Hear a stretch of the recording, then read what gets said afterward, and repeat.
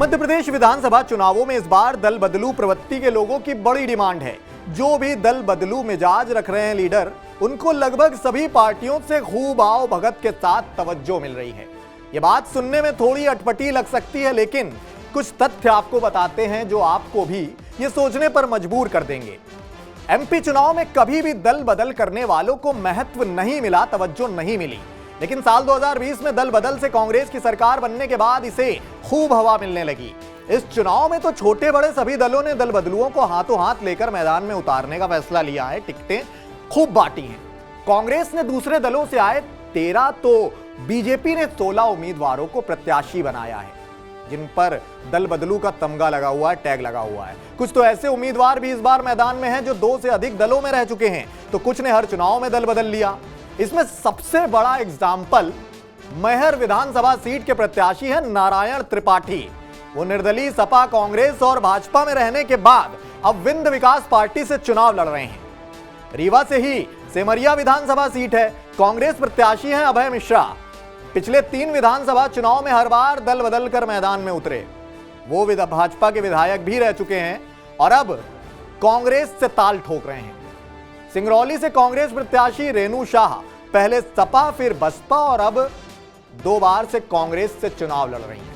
कांग्रेस की अगर बात की जाए तो पार्टी ने बीजेपी के अलावा समाजवादी पार्टी और बहुजन समाज पार्टी से तमाम नेताओं को जो उनकी पार्टी में आए थे टिकट खूब बांटी है, मैदान में उतारा है। पिछली बार विधानसभा में निर्दलीय जीत कर पहुंचे प्रदीप जायसवाल हैं और विक्रम सिंह राणा इस बार बीजेपी से मैदान में हैं। तो कांग्रेस ने पिछली बार जो निर्दलीय जीते थे केदार डाबर और सुरेंद्र सिंह शेरा, उनको मैदान में उतारा है।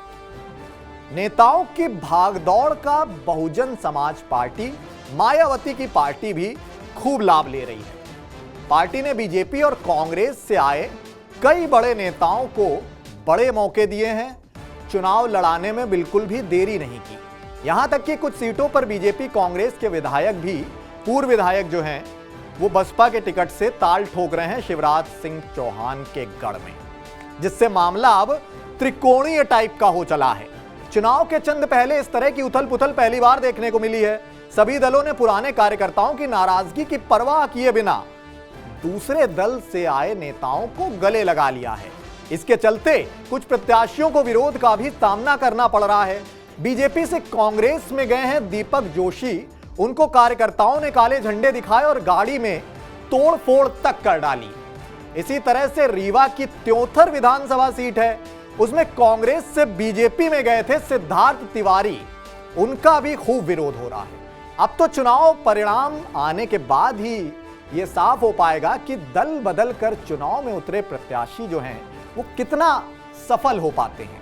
हालांकि दल बदलुओं को टिकट देने के मामले में बीजेपी कांग्रेस से काफी ज्यादा आगे दिख रही है। जो तथ्य बता रहे हैं, कांग्रेस ने 13 तो बीजेपी ने 16 ऐसे चेहरों को उतार दिया है जो दूसरे दल से उनकी पार्टी में आए हैं या लाए गए हैं। बीजेपी और कांग्रेस ने दूसरी पार्टी से आए उन्हीं नेताओं को चुनाव लड़ाया है जिन्हें साल 2018 के चुनाव में अच्छे वोट बैंक मिले थे। तगड़ा वोट बैंक जिनके पास है, वो मुकाबले में थे, वहां पर उनकी लोकप्रियता अच्छी है, तो उन्होंने दल बदल कराकर उनको टिकट दी।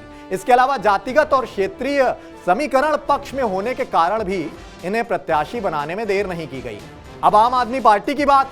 आम आदमी पार्टी ने भी दूसरे दल से गए कुछ उम्मीदवारों को चुनाव लड़ाया है, दूसरे दल से आए उम्मीदवारों को। मतलब साफ है कि इस बार मध्य प्रदेश के विधानसभा चुनावों में दल बदलू प्रवृत्ति के नेताओं की बड़ी डिमांड है। खैर, एमपी चुनाव में किस पार्टी का पलड़ा इस बार भारी है, अपनी कीमती राय कमेंट बॉक्स में जरूर बताएं। साथ ही देश दुनिया की ऐसी ही तमाम डिटेल्ड अपडेट्स से अवेयर रहने के लिए TV9 भारतवर्ष यूट्यूब चैनल है। वहां की ओरिजिनल्स प्लेलिस्ट बनी हुई है, वहां जाएं और वहां के वीडियोज से लगातार जुड़े रहें। मैं प्रियंक वाजपेयी, शुक्रिया, नमस्कार।